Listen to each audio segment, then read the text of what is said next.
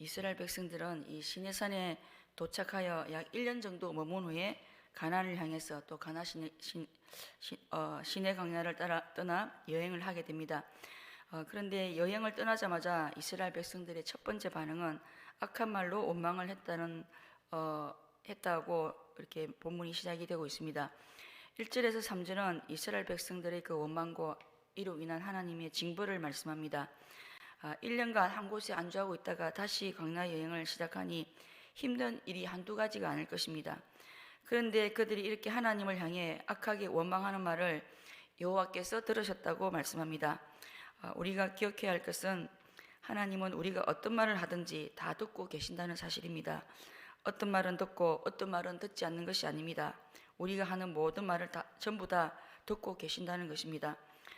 그런데 하나님은 이스라엘 백성이 하나님을 향해 원망하는 말을 들으셨을 때 어떻게 반응을 하십니까? 진노하사 그들의 진영 끝에 불을 보내셔서 사르게 하심을 볼 수 있습니다. 자기 백성들이 하나님을 향해 원망할 때 하나님은 그냥 지나치지 않으시고 진노하시고 징벌하심을 알 수 있습니다. 왜 하나님은 우리가 원망할 때 진노라는 감정을 표출하시고 심지어 징벌까지 하시는 것일까요? 하나님은 자기 백성들의 삶에 대해서 손을 놓고 계신 분이 아니시기 때문입니다. 하나님은 자신의 뜻과 목적에 따라서 자기 백성들을 인도하시는 분이십니다. 우리가 지금 서 있는 이 땅, 또 오늘의 현실은 모두 하나님의 그 인도의 과정 가운데 포함이 되어 있습니다. 모두가 하나님이 하신 일입니다. 그런데 이스라엘 백성들은 하나님께서 자신들이 원하는 대로 해주시지 않는다고 원망하고 불평했던 것입니다. 하나님은 나보다 나를 더 잘 아시고 우리가 가야 할 최종 목적지를 전부 다 아시는 분이십니다. 그리고 하나님은 우리를 가장 좋은 곳으로 인도해 가시는 선하신 목자이십니다. 실만한 물과 푸른 초장으로 인도해 가시는 길에는 사망의 엄침한 골짜기도 지나가야 그곳에 도달할 수가 있는 것입니다. 오늘 우리 눈에 당장 보이는 현실을 바라보며 내가 생각하는 방향으로 가지 않는다고 원망하고 불평하는 것은 하나님을 우리의 선한 목자가 아니라 악한 목자라고 말하고 인정하는 것이 되고 맙니다. 원망과 불평이 하나님의 진노와 징벌을 일으키는 죄가 되는 것은 바로 하나님을 하나님으로 인정하지 않는 불신의 죄와 또 하나님의 통치와 다스리심을 거역하는 그 반역의 죄가 되기 때문입니다. 이스라엘 백성들이 원망으로 인해 여호와의 불이 붙었던 그곳 이름을 다베라라고 칭하게 됩니다. 우리가 원망하고 불평할 때 바로 그곳이 여호와의 불이 임하는 다베라라는 사실을 잊어서는 안 되겠습니다. 이스라엘 백성들의 원망으로 인해 하나님의 진노의 불이 이스라엘 백성들에게 임하게 되었지만 이 불이 어떻게 꺼지게 됩니까? 2절에 보니까 모세가 여호와께 기도하니 불이 꺼졌더라고 말씀합니다. 모세라고 하는 한 중보 기도자의 기도를 통해 이 진노의 불이 꺼지게 된 것입니다. 한 사람의 중보 기도는 한 공동체의 재앙을 막을 수 있다는 사실입니다. 어떻게 보면 한 공동체의 운명이 바로 한 사람의 중보 기도자의 기도에 달려 있다고 볼 수 있습니다. 한 사람의 중보 기도가 얼마나 대단한지를 보여주는 장면으로 볼 수 있습니다. 그렇기 때문에 오늘 우리 가정이 또 우리 교회가 또 우리나라가 우리 한 사람의 중보 기도에 달렸다는 사실을 우리가 기억하고 또 확신하며 믿음으로 우리 공동체를 위해 중보 기도의 사명을 감당할 수 있어야겠습니다. 4절에서 7절까지는 이스라엘 백성들이 또다시 원망하는 장면입니다. 원망의 내용은 지금까지 먹었던 이 만나를 더 이상 이제 먹지 못하겠다는 것입니다. 그러니까 이제 고기를 달라는 것입니다. 그런데 이렇게 다시 불평하게 된 원인은 4절에 보니까 그들 중에 섞여 사는 다른 인종들이 탐욕을 품었기 때문이라고 말씀합니다.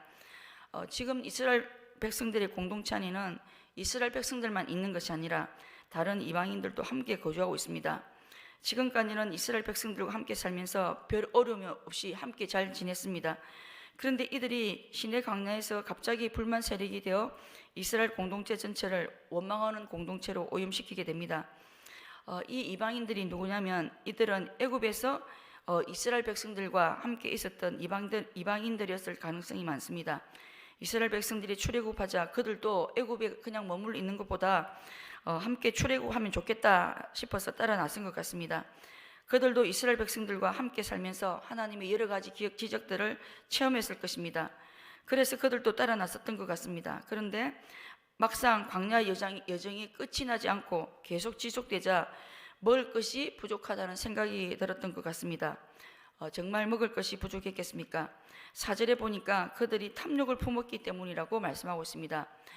탐욕이라는 말은 지금 가지고 있는 것이 모자람이 없는데도 현실에 만족하지 못하고 지금 가지고 있는 것보다 더 많이 가지려고 하는 마음이고 욕심이라고 할 수 있습니다. 대부분의 불평과 원망도 알고 보면 지금 가진 현실에 만족하지 못하는 탐욕 때문일 때가 많습니다. 탐욕이 무리수를 두게 하고 또 탐욕이 선을 넘게 하고 탐욕을 원망과 불평으로 드러냅니다. 이들 속에 있었던 더 좋은 것 또 더 많은 것을 가지고 싶은 탐욕을 이스라엘 백성들 앞에서 원망과 불평의 말로 내뱉기 시작하자 곧바로 이스라엘 백성들도 전념이 됩니다. 이렇게 원망과 불평의 전념이 되자 이스라엘 백성들은 뭐라고 말합니까? 5절에 보니까 우리가 애굽에 있었을 때는 값없이 생선과 오이와 참외와 부추와 파와 마늘들을 먹은 것이 생각난다고 말합니다. 이스라엘 백성들이 정말 애굽에서 값없이 이런 것들을 먹었겠습니까? 애굽에서 얼마나 비참한 종살이를 했는지 까마득히 잊고 있습니다. 이와 같이 탐욕은 우리로 하여금 바로 보지 못하게 하고 또 바른 판단을 흐리게 한다는 사실입니다. 그래서 탐욕은 반드시 그릇된 결정을 하게 하기 때문에 우리를 파멸에 이르게 하는 것입니다. 이 말씀을 통해 우리 자신은 공동체 가운데 원망과 불평을 퍼뜨리고 또 부추기는 자가 아닌지 돌아볼 수 있겠습니다. 그리고 우리에게는 원망과 불평을 쏟아내게 하는 우리 안에 숨어있는 탐욕은 없는지 또 돌아보며 이 탐욕의 유상에 빠지지 않도록 우리가 기도와 말씀 가운데 깨어 있어야겠습니다. 백성들의 원망과 불평으로 인해 모세는 어떤 반응을 보입니까? 계속되는 백성들의 불평과 원망으로 인해 모세는 자신의 짐이 너무 무겁고 책임이 중하여 백성을 감당할 수 없기 때문에 자신을 죽여달라고 하나님께 간구합니다. 1절에서 3절에 보면 백성들의 원망으로 인해 하나님의 불이 임했을 때 모세는 백성들을 위해서 중보기도하는 그런 반응을 보입니다. 그런데 이스라엘 백성들이 또다시 원망하자 모세는 그들에게 임할 하나님의 진노를 두려워하며 그들을 위해 중보기도하는 대신 이제 자신의 힘듦을 하나님께 호소합니다. 모세 역시도 이들의 원망과 불평에 조금 오염되고 전념이 되었다고 볼 수 있습니다. 11절 이 모든 백성을 내게 맡기사 내가 그 짐을 지게 하시나이까. 12절 내가 이 백성을 배웠나이까 내가 그들을 낳았나이까. 14절 책임이 심히 중하여 나 혼자는 이 모든 백성을 감당할 수 없나이다. 모세 역시도 계속해서 원망과 불평의 말을 듣자 중심이 흔들리고 하나님을 잠시 잊어버리는 모습을 보게 됩니다. 하나님을 잊어버리면 나타나는 가장 큰 특징은 바로 하나님이 일하시고 책임지신다는 사실을 잊어버리게 된다는 사실입니다. 사실 모세는 이스라엘 백성들 한 사람도 책임지지 못하고 짐을 지지도 못합니다. 지금 이스라엘 백성들이 고기가 없다고 원망하고 있습니다. 그러나 모세는 이 문제를 자신이 책임질 문제가 아닙니다. 이스라엘 백성들이 거처할 곳을 마련하는 수고도 또 양식을 마련하는 수고도 모세가 할 일이 아니라 전부 다 하나님이 하실 일입니다. 그리고 하나님이 하실 것입니다. 그런데도 모세는 마치 자기가 수고하는 것처럼 말을 합니다. 자신의 수고를 크게 부풀립니다. 이스라엘 백성들의 원망과 불평을 이용하여 모세는 자기의 의와 자기의 공로를 드러내는 기회로 삼습니다. 모세가 하나님을 위해 이 백성을 위해 수고했다면 하나님이 이미 다 알고 계십니다. 누가복음 17장 10절은 이렇게 말씀합니다. 이와 같이 너희도 명령받은 것을 다 행한 후에 이르기를 우리는 무익한 종이라 우리의 하여야 할 일을 한 것뿐이라 할지니라. 이것이 바로 진정한 주님의 종의 모습이며 주님은 주님의 종들이 이렇게 반응하라고 말씀하십니다. 흔들리는 모세의 모습을 보면서 오늘 우리에게도 나에게 맡겨주신 사명 앞에서 마치 하나님이 안 도와주실 것처럼 생각하고 내가 감당할 수 없다고 말하거나 혹시라도 나의 수고를 부풀리거나 또 나의 공로를 드러내고 있지는 않은지 돌아볼 수 있어야겠습니다. 하나님이 아시면 그것으로 충분합니다. 말씀을 맺겠습니다. 하나님은 우리가 하는 말 한마디도 빼먹지 않으시고 다 들으실 뿐만 아니라 우리의 말에 대해서 심판하시는 분이심을 잊어서는 안 되겠습니다.